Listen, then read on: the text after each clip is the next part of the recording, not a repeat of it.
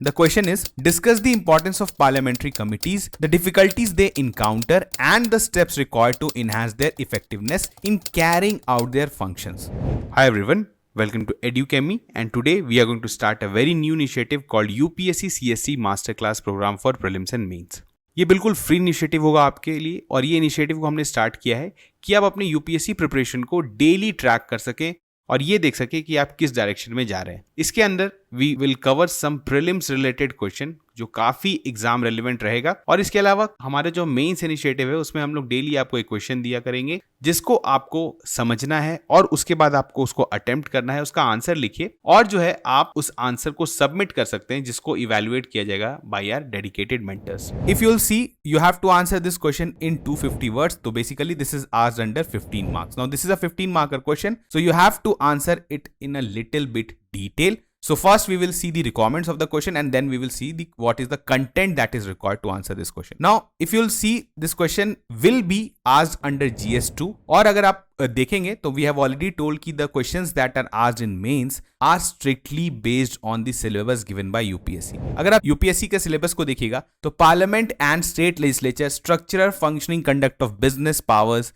and privileges and issues arising of these, legislature, parliament, standing committees, parliamentary committees, ये बहुत ही basic knowledge है, even आप prelims में भी पढ़ते हैं इसके बारे में काफी। तो इस तरह के क्वेश्चंस आपसे यूपीएससी पूछ सकती है और आप इसको जो है कैटेगराइज कर सकते हैं L2 लेवल में। Now why I am categorizing in L2 level, because इस तरह के क्वेश्चंस क्या होते हैं, basically they are factual. Factual questions क्या है कि you have already studied a lot of things about parliamentary committees, चाहे वो आपके इकोनॉमिक कमिटीज हो, स्टैंडिंग कमिटीज हो, आप उनके बारे में पढ़ते हैं, उनका स्ट्रक्चर के बारे में जानते हैं, उनके बीच में क्या डिफिकल्टीज एनकाउंटर करते हैं, उनमें क्या इंप्रूवमेंट होना चाहिए, इसके बारे में यू हैव नॉलेज। अब उसी नॉलेज को आपको एक बहुत अच्छे आंसर में फ्रेम करना है, इस चीज में हम लोग आपकी हेल्प करेंगे। तो this is a basically a mid level question, लेकिन इट इज क्वाइट आंसरेबल। अब हम लोग देखते हैं इसके रिक्वायरमेंट्स को। तो रिक्वायरमेंट्स जाने से सबसे पहले आपको क्या है, we have to introduce the question to the examiner. Introduce करने में क्या है कि आपको बताना है, आप जो है इन 25 to 30 words you can explain what is parliamentary committee. इसके बारे में कुछ इंपॉर्टेंस भी बता सकते हैं क्योंकि the question is asked discuss the importance of parliamentary committees. तो यू कैन स्टार्ट की parliamentary committees are very much important in conducting the legislative process in the biggest democracy of the world. इस तरह से आपको largest democracy of the world आप किसी तरह से स्टार्ट कर सकते हैं। तो इट विल की पता चल जाएगा कि you have understood the question, you are talking about parliamentary committees and this should not be more than 25 to 30 words. इसका ध्यान रखिए, word limit is very important, word limit का ध्यान आपको रखना है all the time. Now after introduction we will move to the main part, that is the body. और body में हम लोग क्या करते हैं, जो रिक्वायरमेंट है क्वेश्चन के उसको एड्रेस करते हैं। तो सबसे पहले कि discuss the importance of parliamentary committees, इनका इंपॉर्टेंस क्या है, तो इसके बारे में हम लोग सबसे पहले लिखेंगे। The importance of parliamentary committees क्या क्या है, इसको हम लोग जनरली बुलेट पॉइंट्स में लिखते हैं, और the question is asked under 15 marks. तो आप इसमें मान के चलिए कि you have to write at least 5 to 6 points. अब आपको मैंने ऑलरेडी कहा कि इसके बारे में आपको इंफॉर्मेशन बहुत सारा जो है रहता है because you have studied for prelims, but still you can create 1-2 extra points. कुछ एक्स्ट्रा पॉइंट्स भी आप ऐड कर सकते हैं। अगर ये 10 मार्कर के अंदर पूछा जाता तो आप अगर 3-4 पॉइंट लिखते तो दैट वुड बी सफिशिएंट, लेकिन क्योंकि 15 मार्क्स के अंदर पूछा गया तो you can create up to 5 to 6 points. अब हम लोग स्टार्ट करते हैं यहाँ पर। तो यहां पर देखिए, सबसे पहला जो importance they play is legislative scrutiny. इस तरह के वर्ड्स को अगर आप यूज करेंगे ना तो एग्जामिनर को पता चलेगा कि you have studied about what is parliamentary committees and what are their importances. तो अगर अब यहां पर हम लोग देखेंगे तो लेजिस्लेटिव स्क्रूटनी मतलब क्या हुआ कि committees are responsible for scrutinizing bills and propose legislation. कोई भी बिल पार्लियामेंट में डिस्कस होने से पहले उसका स्क्रूटनी होना बहुत इंपॉर्टेंट है। स्क्रूटनी होने का क्या कि उसमें क्या क्या रिक्वायरमेंट्स है, उसमें उसको इस तरह से बनाना है कि जो पार्लियामेंटेरियंस हैं हमारे, जो कि जनरलिस्ट होते हैं बेसिकली, उनको इजी हो सारे पॉइंट्स को डिस्कस करने में। तो इसी कारण जो है एक तरह से कमिटीज ये रोल प्ले करती है। इसके बाद देखें तो expertise and specialization, we have already told कि जब पार्लियामेंटेरियंस आर जनरलिस्ट, तो अब हमारे आपको पता है लेजिस्लेटिव इश्यूज जो हैं वो डे पर डे जो है वो काफी सेंसिटिव होते जा रहे हैं और काफी स्पेसिफिक होते जा रहे हैं। फॉर एग्जांपल अगर आप बात करें कि if you have to make a law on crypto currency, या फिर आप किसी ऐसे टॉपिक पे डिजिटल करेंसी या किसी भी एक मॉडर्न ट्रेड टेक्नोलॉजी, इस पर अगर आप कोई लॉ फ्रेम कर रहे हैं, चाहे वो पेटेंट पेंटिंग लॉज हो या फिर डिफरेंट लॉज हो जो कि आपको अक्सर देखने को मिलते हैं, तो उस तरह के लॉज के लिए आपको एक्सपर्ट्स का भी काफी जरूरत है, क्योंकि जिस फील्ड से वो लॉ रिलेटेड है वहां के एक्सपर्ट नॉलेज को बहुत आपको जरूरत पड़ेगा, और तभी जाके आप एक कॉम्प्रिहेंसिव लॉ जो है वो बना सकते हैं। तो अगेन यहां पर एक्सपर्टीज और स्पेशलाइजेशन जो है वो कमिटीज प्रोवाइड करती हैं टू दी पार्लियामेंटेरियंस। इसके बाद ओवरसाइट एंड अकाउंटेबिलिटी। आपको पता है कि कमिटीज जो है, क्योंकि पार्लियामेंट का तो एक सेशन होता है, आप जो है सेशन के समय ही पार्लियामेंट मिलती है, लेकिन कमिटीज जो है वो बैकग्राउंड में काम करते रहती हैं और वो कंडक्ट कराती हैं इंक्वायरीज, इन्वेस्टिगेशन और डिफरेंट एक्शंस जो गवर्नमेंट ने लिया है, जो पॉलिसीज चल रही है गवर्नमेंट को, उसको भी वो स्क्रूटनाइज कर सकती हैं। तो ये एक बहुत बड़ा अकाउंटेबिलिटी का भी काम करती है कमिटी। आपको पता है कि हमारे यहाँ जो है we have a responsible government. Responsible government का मतलब क्या हुआ? The executive is answerable to the legislation. तो अगर यहां पर ये जो कमिटीज हैं, ये एक तरह से आप बोल सकते हैं ना कि फ्रेंड फिलोसफर गाइड की तरह एक्ट करती हैं टू दी लेजिस्लेटर्स, कि वो बताती हैं कि गवर्नमेंट जो है वो कितना हद तक अच्छा काम कर रही है, उसका एक अकाउंटेबिलिटी मेंटेन करती है। इसके बाद देखेंगे तो पब्लिक पार्टिसिपेशन एंड इंगेजमेंट। ये अपार्ट फ्रॉम एक्सपर्ट्स, ये मल्टी स्टेक होल्डर्स के साथ भी पार्टिसिपेशन करते हैं। जैसे अगर फॉर एग्जांपल किसी रीजन के लिए लॉ बनाना है, तो वहां पर के लोगों का क्या मानना है कि कैसा लॉ होना चाहिए, तो मल्टी स्टेक होल्डर अप्रोच भी रहता है, और ये बहुत इंपॉर्टेंट है किसी भी डेमोक्रेसी में। तो these are importance of parliamentary committees. अब आप देखेंगे कि इन्हीं सब पॉइंट्स में वी हैव टू फाइंड, जो इसका नेक्स्ट पार्ट है, अभी जैसे इस पॉइंट्स देखने के बाद the next part is what are the steps required या what are the difficulties they encounter. तो ये जो फंक्शंस है ना, इसी में डिफिकल्टीज होंगे। तो you will have to answer on the similar line. आप सिमिलर लाइन में बता सकते हैं कि ये सब चीज जो कमिटीज करती हैं, इसी में वो day to day problem face करती है। तो आप दूसरा जो सेक्शन है उसको भी यहां से आंसर कर सकते हैं। हमने देख लिया। उसके अलावा policy development, committees are involve in policy development by conducting research, gathering evidence. हमने देखा इस पॉइंट को। अब देखिए क्या है, अब डिफिकल्टीज जो फेस करती हैं पार्लियामेंट्री कमिटीज, क्या करती हैं? सबसे पहला है time constraint. Parliamentary committees often operate under tight schedules, क्योंकि इतना ज्यादा लंबा काफी कॉम्प्रिहेंसिव लॉज होता है, तो उनके लिए और कॉम्प्रिहेंसिव रिसर्च भी चाहिए होता है, तो उनके लिए जो है टाइम थोड़ा सा कम हो जाता है, क्योंकि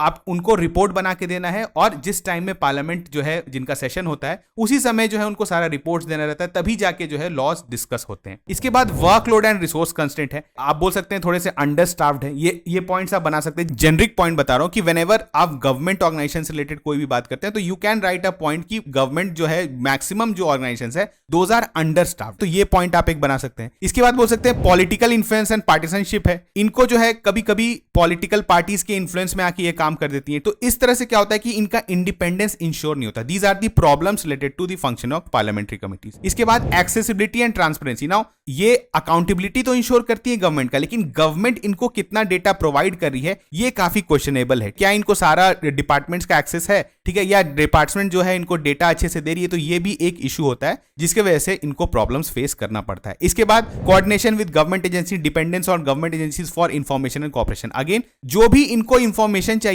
वो गवर्नमेंट का ही इंफॉर्मेशन थ्रू गवर्नमेंट आएगा, तो यहां पर जो है आप बोल सकते हैं कि कोऑर्डिनेशन नहीं हो पाता है इनका विद गवर्नमेंट एजेंसीज। इसके अलावा policy implementation and follow up, मतलब जो ये कमिटीज जो बिल देख के जो रिकमेंडेशंस बनाती हैं वो क्या गवर्नमेंट एक्चुअली फॉलो करता है, ये इसका भी जो है वो फॉलो अप नहीं हो पाता है। और यहां पर देखेंगे तो बैलेंसिंग स्टेक होल्डर इंटरेस्ट, ये भी एक प्रॉब्लम हो जाता है, क्योंकि वो कंसल्ट करते हैं मल्टी स्टेक होल्डर्स, चाहे उसमें सिविल सोसाइटी हो, कभी कैपिटलिस्ट लोग होते हैं, इंडस्ट्रियलिस्ट लोग होते हैं, तो वो सब के इंटरेस्ट को बैलेंस करने में भी उनको एक प्रॉब्लम देखने को मिलता है। तो यहां पर आपको कुछ पॉइंट्स बनाना पड़ेगा। अगर देखिए ऑलरेडी आंसर राइटिंग का एक सबसे इंपॉर्टेंट पार्ट क्या है कि आपको 2 ही 3 पॉइंट आएगा किसी भी क्वेश्चन के बारे में, लेकिन you have to frame 3 extra points, और आपको थोड़ा सा ब्रेनस्टॉर्मिंग यहीं पर काम आता है। नो, आप अगर हो सकता है कि इस क्वेश्चन को आंसर करने से पहले आप लिखना मत स्टार्ट करिए, आप दिमाग को थोड़ा देर चलाइए कि और क्या प्रॉब्लम्स होते हैं रिलेटेड टू पार्लियामेंट्री कमिटीज। आपने जितना भी पढ़ा है फॉर प्रीलिम्स, उस पूरे नॉलेज को थोड़ा सा चर्न करिए, तो आपको खुद ब खुद पता चल जाएगा कि यहां पर आप और प्रॉब्लम्स लिख सकते हैं। तो you have to make 2-3 points. अब यहां पर हम लोग बात करते हैं, तो हमने बॉडी में, अब देखिए लास्ट पार्ट, क्योंकि इस क्वेश्चन में 3 पार्ट था actually.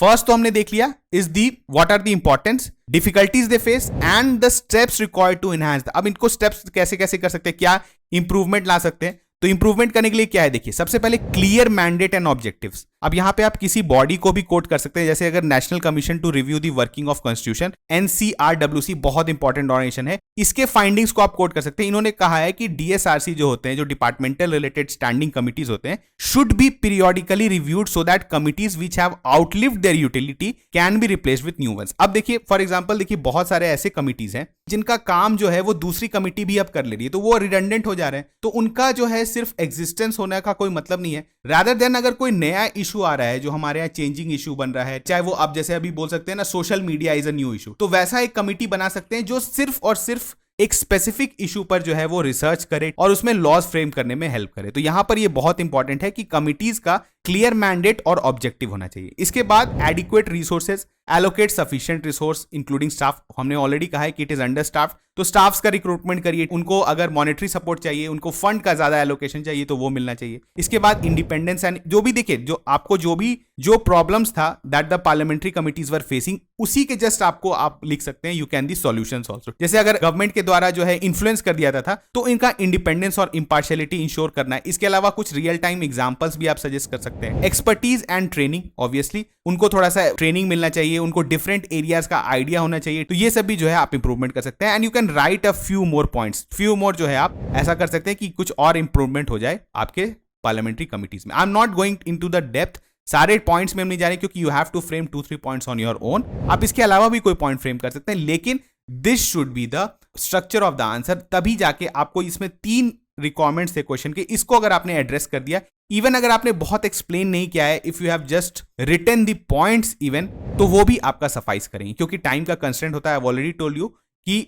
the maximum time that you get to answer a 15-mark question is 10 minutes. Now in 10 minutes you have to frame the answer, you have to write the answer and you also need to conclude the answer. अब last में आता है that is conclusion. आप जो है यहाँ पर इसको अच्छे से conclude कर सकते हैं कि पार्लियामेंट्री कमिटीज जो है वो बहुत इंटीग्रल है to democratic governance and accountability, और उनके इफेक्टिवनेस को इनहांस करने के लिए इंपॉर्टेंट है कि हम एड्रेस करें सारे चैलेंजेस जो वो फेस करती है on a day to day basis. तो इस तरह से आप जो है आंसर को कंक्लूड कर देंगे। अगर एक हॉलिस्टिक आंसर आपने लिख लिया तो you will get something around, you may से, अगर मार्क्स की बात करें तो you can say you will get something around 6.5 to 7 marks. Now this is the maximum marks that you can fetch in a 15-mark question. ठीक है, अगर आपने इतना मार्क्स फेच कर लिया है, आप जो है काफी अच्छा नंबर ले आएंगे ओवरऑल सब्जेक्ट में। तो यहां पर इंपॉर्टेंस है to address the need of the question. सबसे इंपॉर्टेंट ये है कि कोई भी पार्ट छूटे नहीं। अगर आपसे एक भी पार्ट छूटेगा वो डेफिनेटली आपके मार्क्स पर जो है वो आपको दिखेगा उसका असर। तो यहां पर हम लोग ऐसे ही आपके लिए वीडियोस लाते रहेंगे till mains. Start preparation start करिए मेंस का। आप ऑलरेडी जो है प्रीलिम्स दे चुके हैं, take a break of 1 week, 1 week का ब्रेक लीजिए and then start preparing for mains, because mains is the main stage of this examination. बहुत इंपॉर्टेंट है ये। और अगर आपको आंसर राइटिंग अगर आपने डेवलप कर लिया है, इवन विथ लिमिटेड नॉलेज, अगर आपका नॉलेज आप बोल सकते हैं कि बहुत ज्यादा डेप्थ में नहीं है, अगर आपने आंसर फ्रेम करना सीख लिया है तो you will get good marks in mains. आप एक एवरेज मार्क्स से ऊपर ना आएंगे, मतलब आप बोल सकते हैं you will always be in 85 to 100 and now going beyond 100। अगर आपको 100 का स्कोर ब्रीच करना है तो आपको फिर उसमें कंटेंट भी डालना पड़ेगा, you have to quote relevant examples, और तब जाके आपका जो है वो 100 वाला जो आप बोल सकते हैं रेंज, उसको आप क्रॉस करेंगे। तो ये ग्रेजुअली होगा, ऐसा नहीं होगा कि एक दिन में ही आप बहुत अच्छा आंसर लिखने लग जाएंगे। वंस आपने आंसर फ्रेम करना सीख लिया, कंटेंट आप ऐड कर सकते हैं लेटर ऑन, और आप एग्जाम्पल्स भी कोट करते रहिए, तो आपको जो है फिर बहुत फायदा होगा। और फाइनली जब आप एग्जाम देंगे तो वहां पर आप काफी इक्विप्ड होंगे विथ एवरीथिंग। ठीक है, तो चलिए मिलते हैं नेक्स्ट वीडियो में, तब तक थैंक यू।